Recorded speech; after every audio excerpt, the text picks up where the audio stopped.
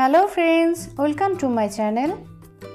Title দেখে নিশ্চয়ই আপনারা আজকে বুঝে গেছেন আমার আজকের রেসিপিটি। আজ আমি দেখাবো মাত্র 15 মিনিটের মধ্যেই কিভাবে চিকেন কারি রান্না করা যায়।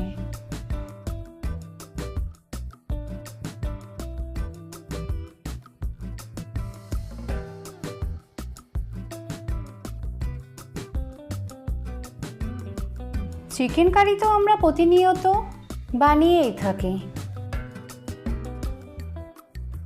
চিকেন পছন্দ করে না এমন কোনো ব্যক্তি খুঁজলে হাতে গোনা গুটি কয়েকই পাওয়া যেতে পারে। তাই আজ আমি নিয়ে এসেছি খুব কম সময়ের মধ্যে মাত্র 20 গ্রাম তেল দিয়ে চিকেন কারি রেসিপিটা। আপনারা চিকেন কারিটা দেখেই বুঝতে পারছেন কতটা সুন্দর হয়েছে দেখতে। সত্যি বলতে চিকেন কারির রেসিপিটা দেখতে যতটা সুন্দর হয়েছে তার থেকে আরও অনেক বেশি টেস্টি ছিল। দেরি না করে let's go to make chicken curry.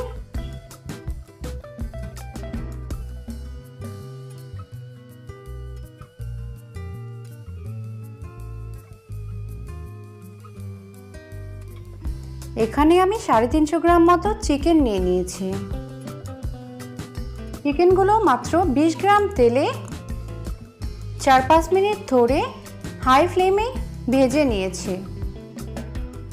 এখানে 5টা মতো শুকনা মরিচ, 1 চা চামচ আদা রসুন বাটা এবং 1/2 চা চামচ জিরা ও গরম মশলা একসাথে বেটে নিয়েছি। গ্যাসে কড়াই বসিয়ে দিয়ে দিয়েছি, যেখানে আগে থেকে মাংস ভেজে রাখা তেল কিছুটা পরিমাণ দিয়ে আলুগুলো ভালোভাবে ভেজে নিব।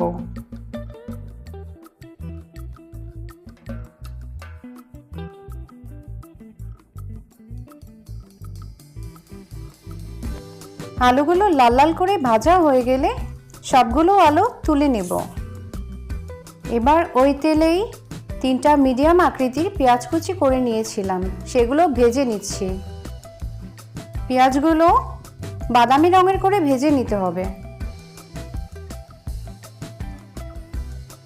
আমার পেঁয়াজগুলো ভাজা হয়ে গেছে।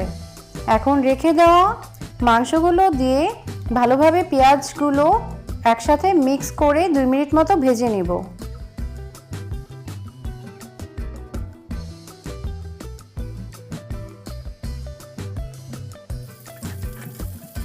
এবার বাটা মশলাগুলো একসাথে কড়াইয়ে দিয়ে দেব, সাথে একটু জল অ্যাড করে নেব। আমি যেহেতু মাংস ভাজা তেল দিয়ে সবগুলো জিনিস ভেজে নিয়েছি, সেই জন্যই কড়াই একটু একটু করে পুড়ে গেছে। মাংসগুলো মিডিয়াম ফ্লেমে কষিয়ে নিতে হবে ভালো করে। এখন আমি ভেজে রাখা আলুগুলো মাংসের ভিতর দিয়ে দিচ্ছি।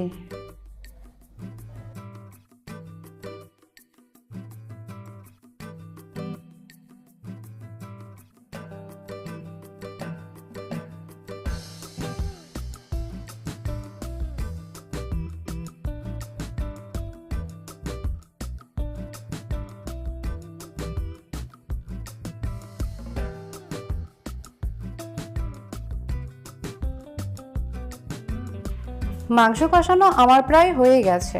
এখন আমি জল অ্যাড করে দিচ্ছি।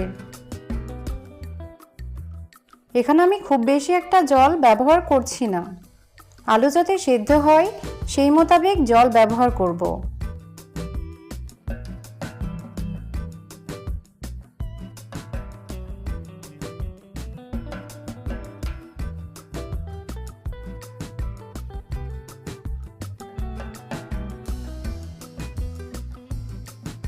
এ পর্যায়ে ঢাকনা দিয়ে ঢেকে কিছুক্ষণ ভালোভাবে ফুটিয়ে নিচ্ছি।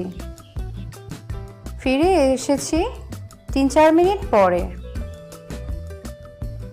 আমি এমনভাবে জল দিয়েছি যেন আলু সেদ্ধ হয়ে গেলেই তরকারিটি সম্পূর্ণ হয়ে যায় রান্না। তরকারির আলুগুলো প্রায় গলেই গেছে।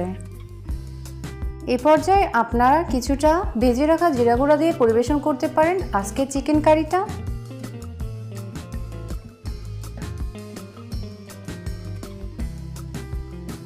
আমার রান্নাটি একদম রেডি।